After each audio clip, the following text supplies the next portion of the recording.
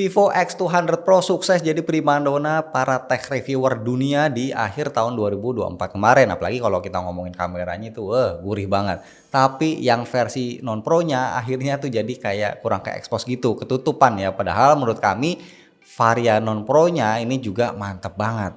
Yuk kita bahas. Bismillah, alhamdulillah kita ketemu lagi bareng gua Romi. Yes, gua suka banget dengan Vivo yang masih ngasih paket penjualan komplit ya. Ada softcase transparan dan juga ada batok charger flash charge 90 watt lengkap sama kabel USB A to USB C juga. Soal desain, Vivo X200 ini mirip banget sama versi yang Pro-nya. Backdoornya ini pakai material glass dengan finishing matte yang kelihatan simple, punya tampilan clean looks gitu. Gua suka banget sama desain backdoornya. Yang gua pegang ini warnanya copper green. Ada satu pilihan warna lagi yaitu carbon black. Dan HP ini punya rating IP68, IP69. Untuk bumper kameranya itu gede banget ya, letaknya di tengah atas bulat ya, dengan finishing silver di pinggirannya yang dikasih pola yang sama kayak di ujung lensa kamera gitu. Namanya Sunburst Ring. Ada tulisan co-engineered with Zeiss dengan lambang Zeiss di tengah, menandakan ini adalah kelanjutan kerjasama antara Vivo dengan Zeiss. Framenya flat dengan 2,5D curve di sudut-sudutnya. Bahannya aluminium alloy. Di samping kiri kita bakal nemuin 2 garis antena di bagian atasnya.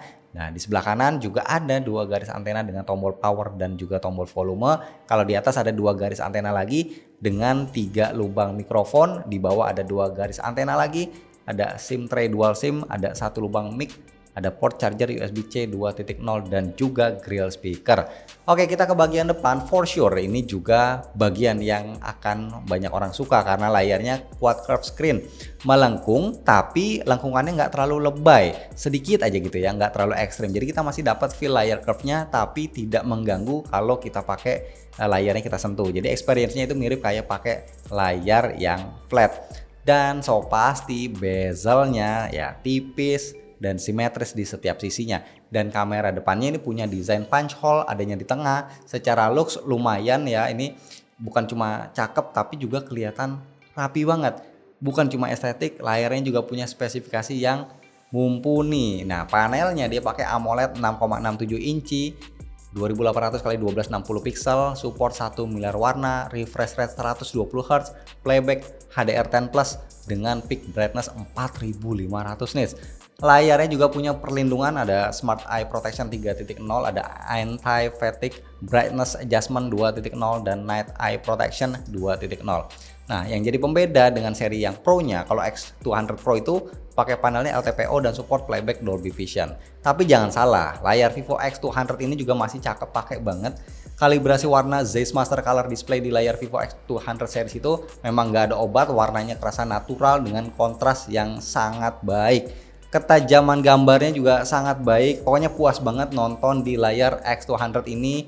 Di Netflix juga support HDR yang menurut gua ini udah cukup banget ya buat dapetin experience nonton yang asik. Selain itu juga ada 2 pilihan color mode, ada profesional, ini kayak mode sRGB-nya, asik buat kita color grading video ataupun foto, dan satu lagi yaitu mode bright, dimana warnanya akan sedikit dinaikin ya, jadi lebih cerah. Apalagi speakernya ini juga stereo, punya layering dan efek surround yang bagus, jadi paket lengkap deh. Suara yang dihasilkan juga lantang banget buat pakai siang bolong di bawah sinar matahari. Layarnya juga aman ya, masih terlihat sangat terang. Pokoknya semua yang ada di layarnya yang tampil di sini kelihatan jelas dari ujung sampai ujung. Dan buat handlingnya, gua merasa HP ini masih enak banget. Tebalannya 7,99 mm yang terbilang masih cukup tipis, bahkan pas dipakein softcase bawaannya kita pegang satu tangan itu masih cukup mudah. Tapi buat pakai ini ya pastinya udah wajib buat 2 tangan ya buat sehari-hari, dan beratnya dia ada di 202 gram. Untuk jeroannya Vivo X200 dia pakai MediaTek Dimensity 9400. Fabrikasi 3 nanometer dengan konfigurasi 1 Big Core ARM Cortex X925, 3 Performance Core ARM Cortex X4 dan 4 Efficient Core ARM Cortex A70 yang ditandemin GPU 12 core Immortalis G925. Dia support ray tracing. RAM-nya 12 GB LPDDR5X dengan storage 256 GB UFS 4.0. Dia udah pakai Bluetooth-nya versi 5.4, Wi-Fi-nya versi 7, dan seperti yang gue bilang tadi, dia ada IP rating 68 dan juga 69. Nah, kita tes Antutu ya. Versi 10.4.2 HP ini sukses dapetin skor 2,6 jutaan dengan CPU skor 602 ribuan dan GPU skor hampir 1,2 juta. Selama pengetesan suhunya naik 17,4 derajat Celcius dan baterainya berkurang sebanyak 6%. Di 3D Mark Wildlife Stress Test dari 20 kali loop pengujian, HP ini punya stability 55,8% dengan base loop score di 20.019 poin dan lowestnya di 11.178. Selama pengetesan baterainya berkurang sebanyak 14% dengan suhu yang naik itu 21 derajat Celcius, lumayan. Terakhir di Geekbench 6 untuk CPU benchmarknya nih berhasil dapetin skor 2616 untuk single core dan 8337 untuk multi core-nya. Sedangkan untuk GPU benchmarknya skornya 20.792 poin. Untuk main game nih, gue cobain Mobile Legends dengan settingan grafik dan frame rate ultra. Game ini berjalan smooth banget, nggak ada lag atau frame drop yang kerasa. Game kedua, gue coba main Genshin Impact grafik highest 60 fps dan surprisingly selama 30 menit nyobain main game ini berasa smooth, frame dropnya ya sedikit banget ya, hampir nggak berasa deh.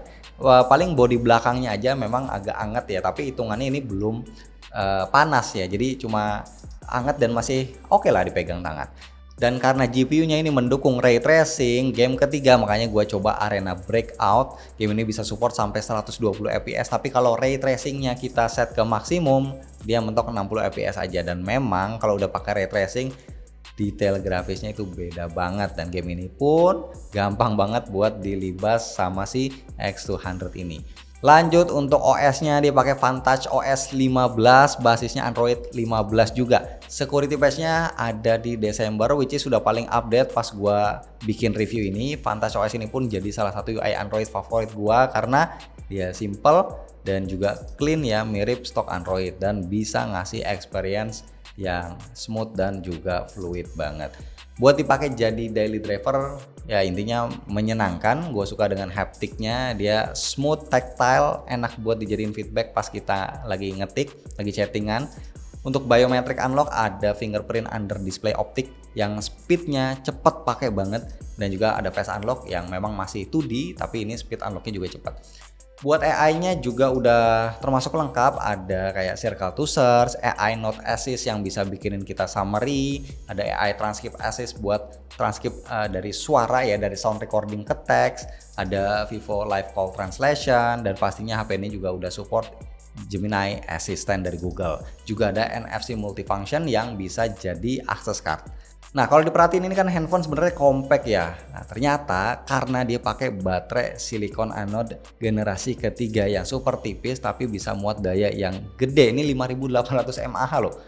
Dia juga lebih adem, jadi ngebantu buat ngejaga suhu handphone ini. Pengalaman gua sih baterainya ini terasa oke, dan teman-teman bisa ngelihat ya untuk data SOT-nya berikut ini dengan kemampuan ngecharge juga cepat banget, 90 watt flash charge. Terakhir kita ke kamera. Dia menggunakan sistem triple kamera 50 megapiksel VCS True Color main kamera Sony IMX921 dengan aperture f1.157 equivalent lens 23 mm. Terus ada 50 megapiksel ultra wide angle kamera Samsung ISOCELL JN1 f2.0 equivalent lensanya 15 mm dan 50 megapiksel Zeiss telephoto kamera Sony IMX882 f2.57 equivalent lensanya itu 70 mm.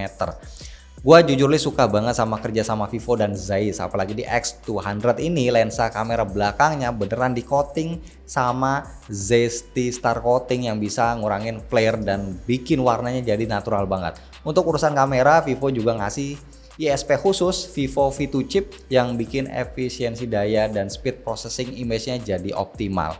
Nih, di kondisi banyak cahaya, kamera utamanya bisa ngasih gambar yang tajam, dynamic range-nya ini dan juga kontrasnya ini tinggi banget ya, bagus. Oh ya, gue selalu foto pakai profile Zeiss natural. Jadi profil ini bikin warnanya itu mirip seperti scene aslinya. Kalau kita zoom memang kerasa ada sedikit over sharpening, tapi overall post processingnya masih kelihatan rapi dan juga natural.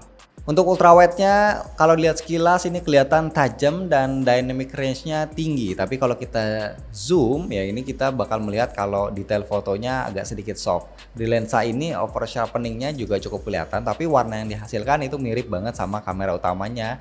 Jadi nggak kelihatan kayak belang ya.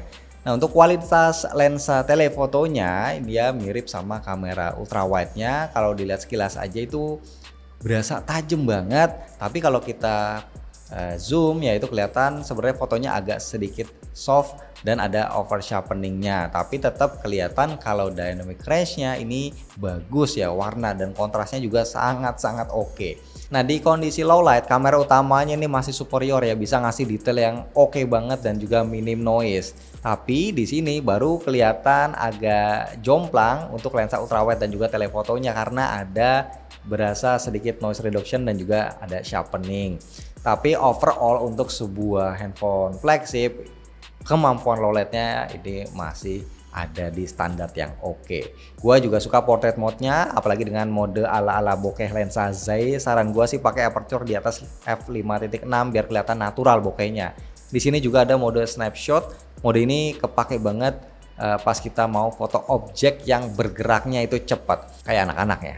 Dan yang gue suka banget juga nih shutter lag-nya itu nggak ada, mau di lensa manapun semua berasa cepet ya motretnya. Terus ada fitur super makro yang mana ini pakai lensa telefoto dan ini pasti bakal berguna banget karena memang hasilnya sebagus itu. Nah untuk video semua lensanya dia bisa merekam mentok sampai 4K 60 fps dengan kualitas video untuk kamera utamanya itu sangat baik untuk detail dan juga kontrasnya. Sedangkan kualitas dua lensa lainnya ultrawide sama telefoto ada di bawah lensa utamanya. Transisi pas ganti-ganti lensa cukup smooth, tapi mungkin kelihatan perbedaan kualitas videonya aja. Dan gua merasa untuk kualitas mikrofon di X200 ini enak banget ya, bagus banget.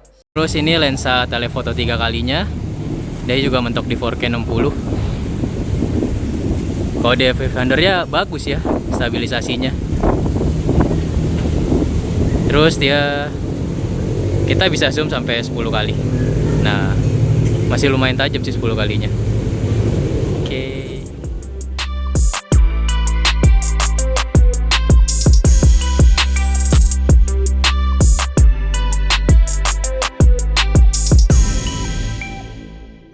Nah, untuk kamera depannya dia pakai sensor 32 megapiksel f2.0, equivalent lensanya 20 mm.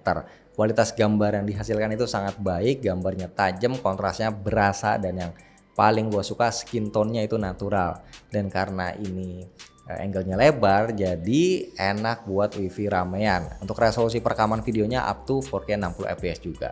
Untuk AI-nya dia ada beberapa fitur ya, kayak live cutout yang bisa ambil main subject di foto dengan cuma long press aja. Ada AI erase untuk ngapus objek yang nggak kita inginkan, atau juga ada shadow removal yang bisa hapus bayangan kalau kita lagi foto kayak dokumen gitu ya. Terus juga ada AI photo enhance buat ngeditin otomatis foto kita biar lebih cakep, lebih tajam buat di post.